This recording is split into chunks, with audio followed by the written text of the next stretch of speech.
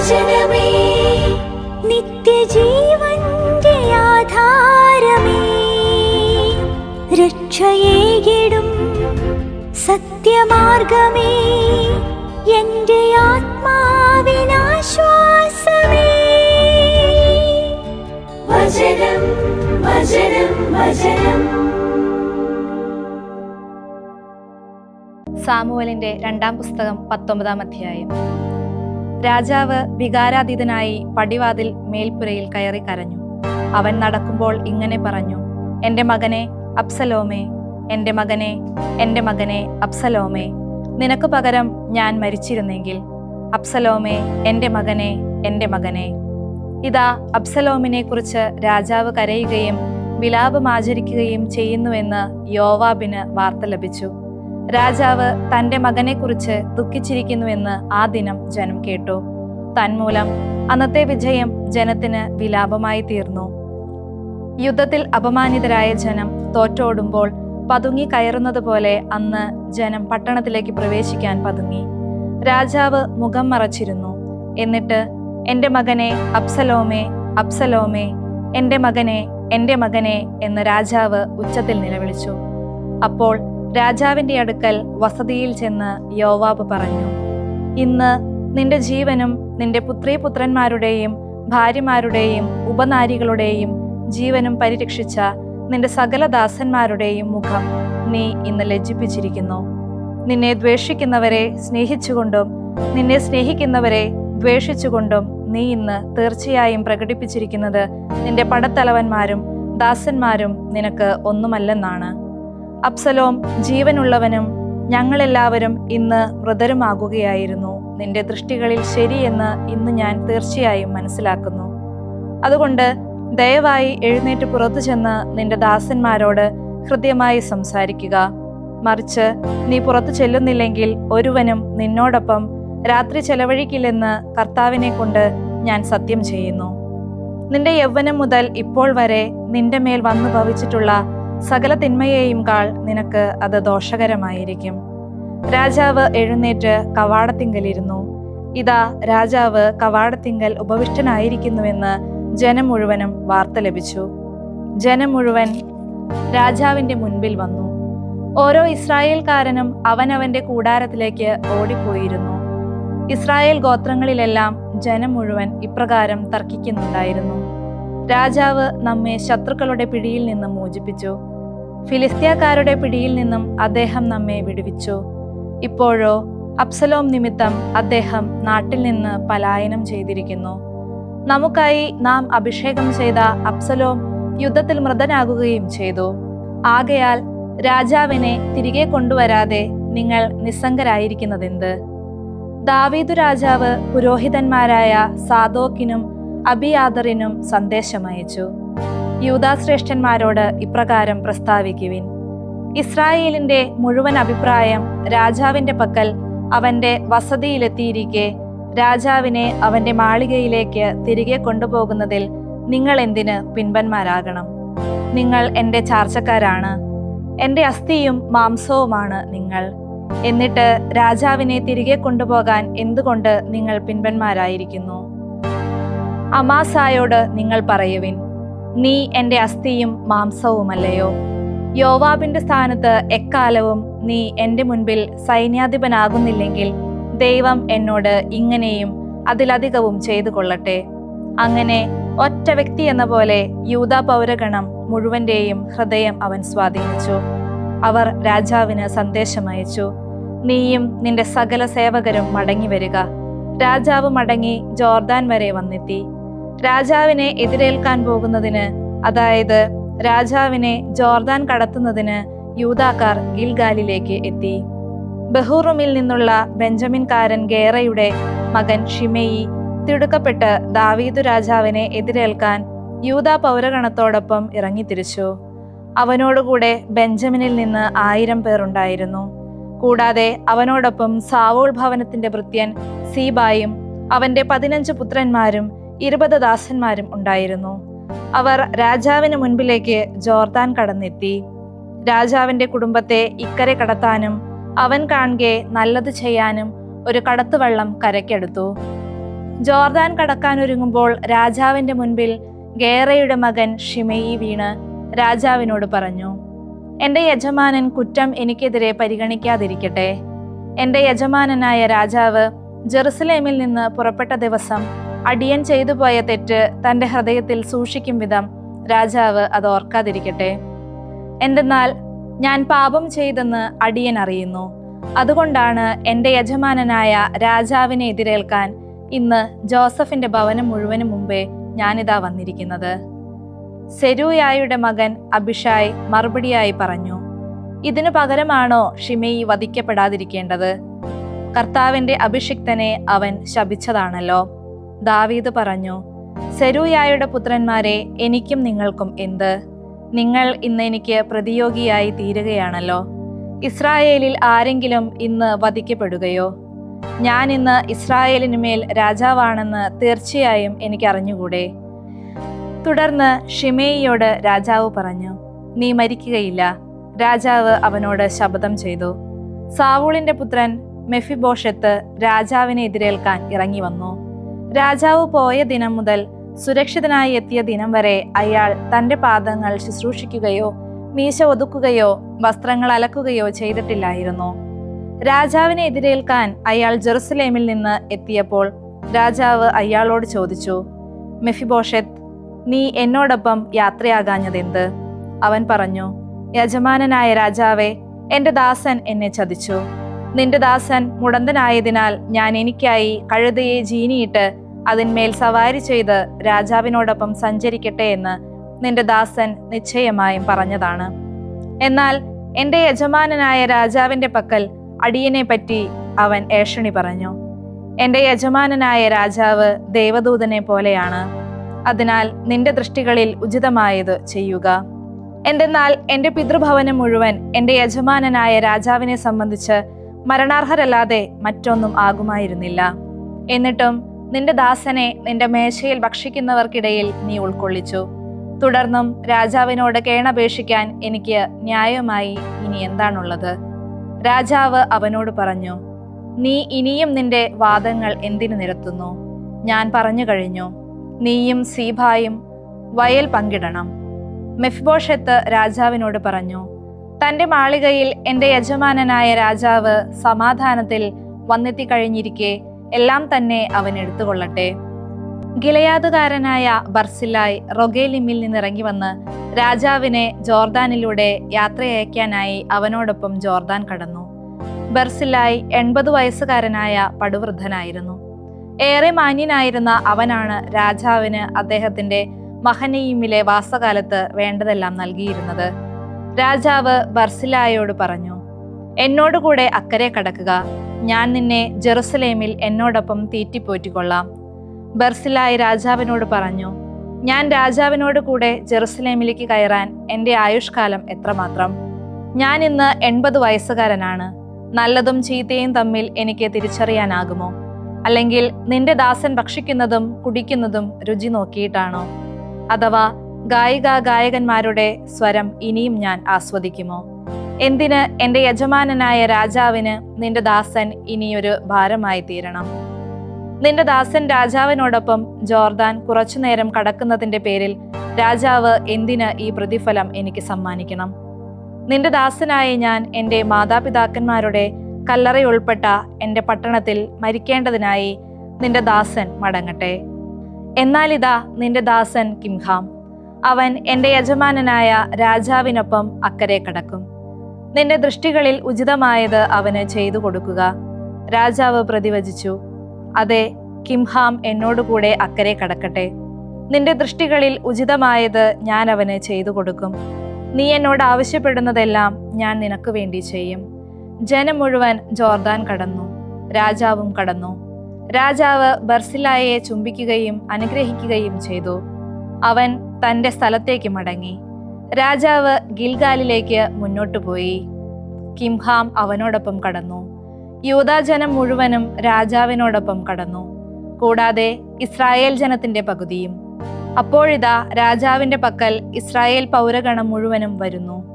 അവർ രാജാവിനോട് ചോദിച്ചു, എന്തുകൊണ്ടാണ് ഞങ്ങളുടെ സഹോദരന്മാരായ യൂദാ പൗരഗണം നിന്നെ അപഹരിച്ചത്? രാജാവിനെയും അവന്റെ കുടുംബത്തെയും അവനോടൊപ്പം ദാവീദിന്റെ എല്ലാ ആളുകളെയും അവർ ജോർദാൻ കടത്തിയത് എന്തിന്? യൂദായിലെ ഓരോ പൗരനും ഇസ്രായേൽ പൗരനോട് പ്രത്യുത്തരിച്ചു, രാജാവ് എനിക്ക് അടുത്ത ആളായതുകൊണ്ട്. ഇക്കാര്യത്തെ ചൊല്ലി നീ ശോഭിക്കുന്നതെന്തിന്?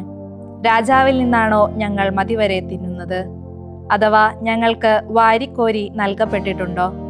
ഇസ്രായേൽ പൗരൻ യൂദാ പൗരനോട് മറുപടിയായി പറഞ്ഞു, രാജാവിൽ എനിക്ക് 10 പങ്കുണ്ട്. ദാവീദിലും ഞാൻ നിന്നേക്കാൾ മുൻപിലാണ്. എന്നിട്ട് എന്തുകൊണ്ടാണ് നീ എന്നെ അവഹേളിക്കുന്നത്? എന്റെ രാജാവിനെ തിരികെ വരുത്തുന്നതിനുള്ള എന്റെ ആദ്യ പ്രസ്താവന എനിക്ക് വേണ്ടിയായിരുന്നില്ലല്ലോ. എന്നാൽ യൂദാ പൗരന്റെ വാക്ക് ഇസ്രായേൽ പൗരന്റെ വാക്കിനേക്കാൾ കഠിനതരമായിരുന്നു. സാമുവേലിന്റെ 2-ാം പുസ്തകം 20-ാം അധ്യായം. അവിടെ ഷേബ എന്നു പേരുള്ള ഒരു നീചൻ ഉണ്ടായിരുന്നു. ബെഞ്ചമിൻകാരനായ ബിക്രിയുടെ മകനായ അവൻ കാഹളം മുഴക്കി പറഞ്ഞു, ദാവീദിൽ നമുക്ക് ഓഹരിയില്ല, ജെസ്സയുടെ പുത്രനിൽ നമുക്ക് അവകാശമില്ല.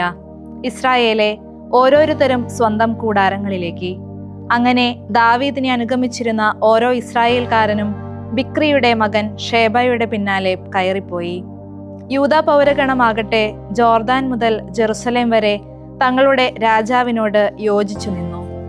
ദാവീദ് ജെറുസലേമിൽ തന്റെ മാളികയിലേക്ക് പോയി. വീട്ടുകാവലിന് താൻ സ്വസ്ഥമായി വിട്ടിരുന്ന 10 ഉപപത്നിമാരെ പിടിച്ച് അവൻ വീട്ടുതടങ്കലിലാക്കി. അവരെ അവൻ തീറ്റിപ്പോറ്റിയെങ്കിലും പ്രാപിച്ചില്ല. തങ്ങളുടെ മരണദിനം വരെ അവർ വൈദ്യവ്യ ജീവിതത്തിൽ എന്നതുപോലെ ആവൃത്തിവാസത്തിലായിരുന്നു.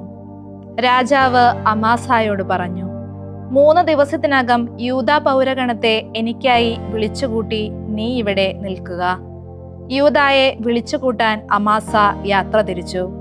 എന്നാൽ അദ്ദേഹം അവന് നിശ്ചയിച്ചിരുന്ന നിർദ്ദിഷ്ട സമയത്തേക്കാൾ അവൻ വൈകിപ്പോയി. തുടർന്ന് ദാവീദ് അബിഷായിയോട് പറഞ്ഞു, ഇനിയിപ്പോൾ ബിക്രിയുടെ മകൻ ഷേബ നമുക്ക് അബ്സലോമിനേക്കാൾ കൂടുതൽ ശല്യം ചെയ്യും. നീയാകട്ടെ നിന്റെ യജമാനന്റെ സേവകരെ കൂട്ടി അവനെ അനുധാവനം ചെയ്യുക. അല്ലെങ്കിൽ അവൻ തനിക്കായി കോട്ടയുള്ള നഗരങ്ങൾ കണ്ടെത്തി നമ്മുടെ ദൃഷ്ടിയെ ഒഴിവാക്കിയേക്കും. അങ്ങനെ യോവാബിന്റെ ആളുകളും കെറേത്തുകാരും പെലേത്തുകാരും സകല വീരന്മാരും അവന്റെ പിന്നാലെ പുറപ്പെട്ടു. ബിക്രിയുടെ മകൻ ഷേബയെ അനുധാവനം ചെയ്യാനാണ് അവർ ജെറുസലേമിൽ നിന്ന് പുറപ്പെട്ടത്. അവർ ഗിബയോനിലുള്ള വലിയ പാറയ്ക്കടുത്തായപ്പോൾ അമാസ അവരുടെ മുൻപിൽ വന്നുപെട്ടു. യോവാബ് പടച്ചട്ട മുറുക്കിയിരുന്നു. അതിനുമീതെ ഒരു ഉറയിൽ അവന്റെ അരയിൽ ഉറപ്പിച്ചിരുന്ന വാളിന്റെ പട്ടയും ഉണ്ടായിരുന്നു. അവൻ മുന്നോട്ടാഞ്ഞപ്പോൾ അത് വീണുപോയി. യോവാബ് അമാസായോട് ചോദിച്ചു, എന്റെ സഹോദര, സുഖം തന്നെയോ? എന്നിട്ട് അവനെ ചുംബിക്കാൻ എന്നോണം അവന്റെ താടിയിൽ യോവാബിന്റെ വലതു കൈ ഗ്രസിച്ചു. എന്നാൽ യോവാബിന്റെ കയ്യിലുണ്ടായിരുന്ന വാളിനെക്കുറിച്ച് അമാസ ജാഗ്രത പുലർത്തിയിരുന്നില്ല. അയാൾ അതുകൊണ്ട് അവനെ വയറ്റത്ത് കുത്തി. അവന്റെ കുടൽ അയാൾ തറയിലേക്ക് ചൊരിഞ്ഞു. അയാൾക്ക് 2ാമത് കുത്തേണ്ടി വന്നില്ല. അവൻ മരിച്ചു. പിന്നെ യോവാബും അവന്റെ സഹോദരൻ അബിഷായിയും ബിക്രിയുടെ മകൻ ഷേബയെ അനുധാവനം ചെയ്തു. യോവാബിൽ സന്തുഷ്ടിയുള്ളവനാര്? ദാവീദിനുള്ളവനാര്? അവൻ യോവാബിനെ അനുഗമിക്കട്ടെ എന്ന് യോവാബിന്റെ ഭൃത്യന്മാരിൽ ഒരുവൻ അമാസാക്കരികെ നിന്നു പറഞ്ഞു. അവൻ പെരുവഴി മധ്യേ രക്തത്തിൽ കുളിച്ചു കിടക്കുകയായിരുന്നു. ജനം മുഴുവൻ നിൽക്കുന്നുവെന്ന് കണ്ട് അയാൾ അമാസായെ പെരുവഴിയിൽ നിന്ന് വയലിലേക്ക് മാറ്റിയിട്ടു. അവന്റെ പക്കലെത്തിയ എല്ലാവരും നിൽക്കുന്നുവെന്ന് കണ്ടപ്പോൾ അയാൾ അവന്റെ മേൽ ഒരു തുണി വലിച്ചിട്ട് പെരുവഴിയിൽ നിന്ന് നീക്കം ചെയ്തു. തുടർന്ന് സകലരും യോവാബിന്റെ പിന്നാലെ ബിക്രിയുടെ മകൻ ഷേബയെ പിടികൂടാൻ മുന്നേറി. അവനാകട്ടെ എല്ലാ ഇസ്രായേൽ ഗോത്രങ്ങളിലേക്കും ആബേൽ ബേത്ത് മാക്കായിലേക്കും എല്ലാ ബേറൂക്കാരുടെയും ഇടയിലേക്കും കടന്നു ചെന്നു. അവർ ഒരുമിച്ചുകൂടി അവന്റെ പിന്നാലെ തന്നെ പോയി. അവർ ചെന്ന് ആബേൽ ബേത്ത് മാക്കായിൽ അവനെതിരെ ഉപരോധമേർപ്പെടുത്തി. പട്ടണത്തിനു നേരെ അവർ ഒരു മൺതിട്ട ഉയർത്തി. അത് പുറം മതിലായി നിന്നു. യോവാബിനോടൊപ്പം ഉണ്ടായിരുന്ന ജനമെല്ലാം മതിൽ വീഴ്ത്താനായി ഇടിച്ചുകൊണ്ടേയിരുന്നു. അപ്പോൾ ജ്ഞാനിയായ ഒരുവൾ പട്ടണത്തിൽ നിന്ന് വിളിച്ചു പറഞ്ഞു, കേൾക്കുവിൻ, കേൾക്കുവിൻ, ഞാൻ നിന്നോട് സംസാരിക്കേണ്ടതിന് ഇവിടം വരെ നീ വരിക എന്ന് യോവാബിനോട് സദയം പറയുവിൻ. അവൻ അവളുടെ അടുത്തു ചെന്നപ്പോൾ ആ സ്ത്രീ ചോദിച്ചു, നീയാണോ യോവാബ്? ഞാൻ തന്നെ, അവൻ പറഞ്ഞു. നിന്റെ ദാസിയുടെ വാക്കുകൾ ശ്രവിക്കുക. അവൾ അവനോട് അപേക്ഷിച്ചു. ഞാൻ ശ്രവിക്കുകയാണ്, അവൻ പറഞ്ഞു. അപ്പോൾ അവൾ ഇപ്രകാരം പറഞ്ഞു: ആബേലിൽ അവർ ഉദ്വേഗത്തോടെ ആരായണം എന്നായിരുന്നു മുൻപൊക്കെ നാട്ടുവർത്തമാനം. അങ്ങനെയാണ് അവർ പ്രശ്നപരിഹാരം കണ്ടിരുന്നത്. ഞാൻ ഇസ്രായേലിന്റെ വിശ്വസ്തരായ സമാധാനകാംക്ഷികളിൽ ഒരുവളായിരിക്കെ നീ ഇസ്രായേലിലെ ഒരു നഗരത്തെയും ഒരു മാതാവിനെയും നശിപ്പിക്കാൻ ഉദ്യമിക്കുന്നു. എന്തുകൊണ്ട് നീ കർത്താവിന്റെ അവകാശം വിഴുങ്ങുന്നു? യോവാബ് മറുപടിയായി പറഞ്ഞു: ഞാൻ വിഴുങ്ങുക എന്നതും ഞാൻ നശിപ്പിക്കുക എന്നതും ഒരിക്കലും എനിക്ക് ഇടയാകാതിരിക്കട്ടെ. ഒരിക്കലും. കാര്യം അങ്ങനെയല്ല. എഫ്രായിം മലയിൽ നിന്നുള്ള ഒരുവൻ, ബിക്രിയുടെ ഷേബ എന്നു പേരുള്ള മകൻ, ദാവീദ് രാജാവിനെതിരെ തന്റെ കരം ഉയർത്തിയിരിക്കുന്നു. അവനെ മാത്രം വിട്ടുതരിക. ഞാൻ പട്ടണം വിട്ടുപോയിക്കൊള്ളാം. ഇതാ അവന്റെ തല മതിലിനു മീതെ കൂടി നിന്റെ അടുത്തേക്ക് എറിയപ്പെടാൻ പോകുന്നു. ആ സ്ത്രീ യോവാബിനോട് പറഞ്ഞു. ആ സ്ത്രീ തന്റെ ജ്ഞാനത്തോടെ ജനം മുഴുവനെയും സമീപിച്ചു. അവർ ബിക്രിയുടെ മകൻ ഷേബയുടെ തല ഛേദിച്ച് യോവാബിന്റെ അടുത്തേക്ക് എറിഞ്ഞുകൊടുത്തു. അപ്പോൾ അവൻ കാഹളമൂതി. അവർ ഓരോരുത്തരും പട്ടണത്തിൽ നിന്ന് താന്താങ്ങളുടെ കൂടാരങ്ങളിലേക്ക് പിരിഞ്ഞുപോയി. യോവാബ് ജെറുസലേമിൽ രാജാവിന്റെ അടുത്തേക്ക് മടങ്ങി. യോവാബ് ഇസ്രായേൽ സൈന്യം മുഴുവന്റെയും മേലാളായിരുന്നു. യഹോയാദായുടെ മകൻ ബെനായ കെറേത്തുകാരുടെയും പെലേത്തുകാരുടെയും മേലാളും അദോറാം കരാർ പണിക്കാരുടെ മേലാളും ആയിരുന്നു. അഹിലൂദിന്റെ മകൻ യഹോഷാഫാത്ത് നാൾ വഴിയെത്തുകാരനും ഷെവ കാര്യദർശിയും സാദോക്കും അബിയാദറും പുരോഹിതന്മാരുമായിരുന്നു. ജായിറുകാരൻ ഈരായും ദാവീദിന്റെ പുരോഹിതനായിരുന്നു. ജ്ഞാനത്തിന്റെ പുസ്തകം 19-ാം അധ്യായം. അധർമ്മികളുടെ മേൽ അവസാനം വരെ നിർദ്ദയമായ കോപം വന്നു ഭവിച്ചു. കാരണം അവർ ചെയ്യാൻ ഉദ്ദേശിച്ചത് എന്താണെന്ന് അവിടുന്ന് മുൻകൂട്ടി അറിഞ്ഞിരുന്നു. അതായത് പോകാൻ അനുവദിക്കുകയും തിടുക്കത്തിൽ പറഞ്ഞയക്കുകയും ചെയ്തവരെ അവർ തന്നെ മനം മാറി അനുധാവനം ചെയ്യുമെന്ന്. യഥാർത്ഥത്തിൽ അവർ ദുഃഖമാചരിക്കുകയും മൃതരുടെ കുഴിമാടങ്ങളിൽ വിലപിക്കുകയും ചെയ്തിരുന്നപ്പോൾ തന്നെ ബുദ്ധിശൂന്യമായ മറ്റൊരു ചിന്ത അവരിലേക്ക് കടന്നുവന്നു. തങ്ങൾ യാചിച്ചു പുറത്താക്കിയവരെ ഒളിച്ചോടുന്നവരെ എന്ന പോലെ അവർക്ക് പിന്തുടരേണ്ടി വന്നു. തങ്ങൾക്ക് അർഹമായ ഭാഗതയും തന്നെയാണ് ഇപ്രകാരമൊരു അന്ത്യത്തിലേക്ക് അവരെ നയിച്ചതും സംഭവിച്ച കാര്യങ്ങൾ വിസ്മരിക്കാൻ അവർക്ക് ഇടവരുത്തിയതും. പീഡകൾ സംബന്ധിച്ച് തങ്ങൾക്ക് കുറവ് വന്ന ശിക്ഷ അവർ പൂർത്തിയാക്കേണ്ടതിനായിരുന്നു അത്. മാത്രമല്ല, അങ്ങയുടെ ജനം ഒരു അപൂർവ യാത്ര അനുഭവിക്കവേ മറുകൂട്ടർ വിചിത്ര മരണം കണ്ടുമുട്ടേണ്ടതിനും അങ്ങയുടെ മക്കൾ ഉപദ്രവമേൽക്കാതെ സംരക്ഷിക്കപ്പെടുന്നതിന് അങ്ങയുടെ നിർദ്ദേശങ്ങൾ അനുസരിച്ച് മുഴുവൻ സൃഷ്ടിയും അതിൻ്റെ ഗണാനുസൃതം പുനർരൂപപ്പെടുകയായിരുന്നു. മേഘം പാളയത്തെ മൂടി നിൽക്കുകയായിരുന്നു. ജലം നിറഞ്ഞിരുന്നിടത്തു നിന്ന് വരണ്ട ഭൂമിയുടെ ആവിർഭാവവും ചെങ്കടലിൽ നിന്ന് നിർബാധമായ പാതയും ഇളകിമറിയുന്ന തിരമാലയിൽ നിന്ന് പുൽപ്പരപ്പും ദൃശ്യമായി. അതിലൂടെ വിസ്മയകരമായ അത്ഭുതങ്ങൾ കണ്ട് അങ്ങയുടെ കരത്താൽ പരിരക്ഷിക്കപ്പെടുന്ന ജനം മുഴുവൻ കടന്നുപോയി. തങ്ങളെ രക്ഷിച്ച അങ്ങയെ സ്തുതിച്ച അവർ, കർത്താവെ, മേച്ചിൽപ്പുറത്തെ കുതിരകളെ പോലെയും തുള്ളിച്ചാടുന്ന കുഞ്ഞാടുകളെ പോലെയുമായിരുന്നു. അപ്പോൾ അവർ തങ്ങളുടെ പരദേശവാസകാലം ഓർത്തു. അതായത് മൃഗങ്ങളെ ജനിപ്പിക്കുന്നതിനു പകരം ഭൂമി ഈച്ചകളെ പുറത്തു കൊണ്ടുവന്നതും മത്സ്യങ്ങൾക്ക് പകരം നദി തവളക്കൂട്ടങ്ങൾ കൊണ്ട് നിറഞ്ഞതും. പിന്നീട് ആർത്തിമൂത്ത് വിശിഷ്ട ഭോജ്യത്തിനായി അപേക്ഷിച്ചപ്പോൾ അവർ പുതിയ തരം പക്ഷികളെ കണ്ടു. എന്തെന്നാൽ കടലിൽ നിന്ന് ഉയർന്നു വന്ന കാടപക്ഷികൾ അവർക്ക് ആശ്വാസമായി. പാപികൾക്കുള്ള ശിക്ഷകൾ അവരുടെ മേൽ വന്നു ഭവിച്ചു. അത് ഇടിമുഴക്കങ്ങളുടെ ശക്തിയോടെ മുന്നേയുണ്ടാകുന്ന അടയാളങ്ങൾ കൂടാതെയായിരുന്നില്ല. അവർ തങ്ങളുടെ തന്നെ ദുഷ്കൃത്യങ്ങൾ നിമിത്തമാണല്ലോ ന്യായമായ പീഡയേറ്റത്. കാരണം കഠിനതരമായ വെറുപ്പാണ് അന്യജനതയോട് അവർ കാട്ടിയത്. ഒരു കൂട്ടർ തങ്ങളുടെ അടുക്കലേക്ക് വന്ന അപരിചിതരെ സ്വീകരിക്കാൻ തയ്യാറാകാതിരുന്നപ്പോൾ മറുകൂട്ടരാകട്ടെ ഉപകാരികളായിരുന്ന വിദേശികളെ അടിമകളാക്കി മാറ്റി. അതുമാത്രമല്ല, അപരിചിതരെ ശത്രുതാ മനോഭാവത്തോടെ സ്വീകരിച്ചവരുടെ ശിക്ഷ ഏതുതരമായിരിക്കും? അവരെ ആഘോഷങ്ങളോടെ സ്വാഗതം ചെയ്തവരോ? തങ്ങൾക്കൊപ്പം ഒരേ അവകാശങ്ങൾ അനുഭവിച്ചിരുന്നവരെ പിന്നീട് കഠിന ജോലികളാൽ പീഡിപ്പിച്ചു. നീതിമാന്റെ വാതിൽക്കൽ നിന്നവരെ പോലെ അവർ അന്ധതയാൽ പ്രഹരിക്കപ്പെട്ടു. കൂരിരുട്ടാൽ വലയം ചെയ്യപ്പെട്ട അവരോരോരുത്തരും തങ്ങളുടെ വാതിലുകളിലേക്കുള്ള വഴി തപ്പിത്തടയുകയായിരുന്നു. വീണയിൽ സ്വരസ്ഥാനഭേദമനുസരിച്ച് താളം മാറുന്നെങ്കിലും രാഗം മാറാത്തതുപോലെ മൂലവസ്തുക്കൾ പരസ്പരം മാറി. സംഭവിച്ചത് കാണുമ്പോൾ ഇത് വ്യക്തമാകും. കരയിലെ ജീവികൾ ജലജീവികളായി. ജലത്തിൽ നീന്തി നടന്നവ കരയിൽ വിഹരിച്ചു. അഗ്നി ജലത്തിൽ പോലും തന്റെ ശക്തി പ്രകടിപ്പിച്ചു. ജലം അഗ്നിയെ കെടുത്തുന്ന സ്വഭാവം വിസ്മരിച്ചു. മറിച്ച് അഗ്നിജ്വാല അതിൽ പതിക്കുന്ന ജീവികളുടെ നശ്വര ശരീരം ദഹിപ്പിച്ചില്ല. നിഷ്പ്രയാസം ഉരുകുന്ന സ്ഫടിക സദൃശ്യമായ സ്വർഗീയ ഭോജനത്തെ ഒരുക്കിയില്ല. കർത്താവെ, സ്വജനത്തെ അങ്ങ് എല്ലാറ്റിലും ഉയർത്തുകയും മഹത്വപ്പെടുത്തുകയും ചെയ്തു. എന്നും എവിടെയും അവരെ തുണയ്ക്കാൻ അങ്ങ് മടിച്ചില്ല. വിശുദ്ധ യോഹന്നാൻ എഴുതിയ സുവിശേഷം 6-ാം അധ്യായം 25 മുതൽ 40 വരെയുള്ള തിരുവചനങ്ങൾ. യേശുവിനെ കടലിന്റെ മറുകരയിൽ കണ്ടെത്തിയപ്പോൾ അവർ ചോദിച്ചു, റബ്ബി, അങ്ങ് എപ്പോൾ ഇവിടെ എത്തി?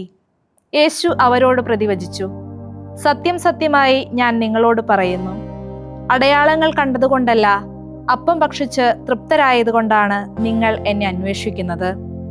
നശ്വരമായ അപ്പത്തിനു വേണ്ടി അധ്വാനിക്കാതെ മനുഷ്യപുത്രൻ തരുന്ന നിത്യജീവന്റെ അനശ്വരമായ അപ്പത്തിനു വേണ്ടി അധ്വാനിക്കുവിൻ.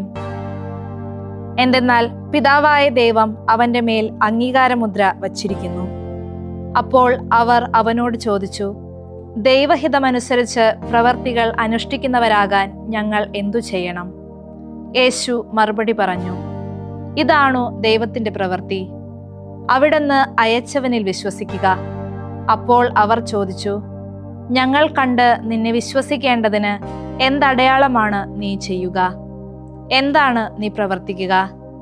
അവിടുന്ന് അവർക്ക് ഭക്ഷിക്കാൻ സ്വർഗത്തിൽ നിന്ന് അപ്പം കൊടുത്തു എന്നെഴുതപ്പെട്ടിരിക്കുന്നത് പോലെ ഞങ്ങളുടെ പിതാക്കന്മാർ മരുഭൂമിയിൽ വെച്ച് മന്ന ഭക്ഷിച്ചു.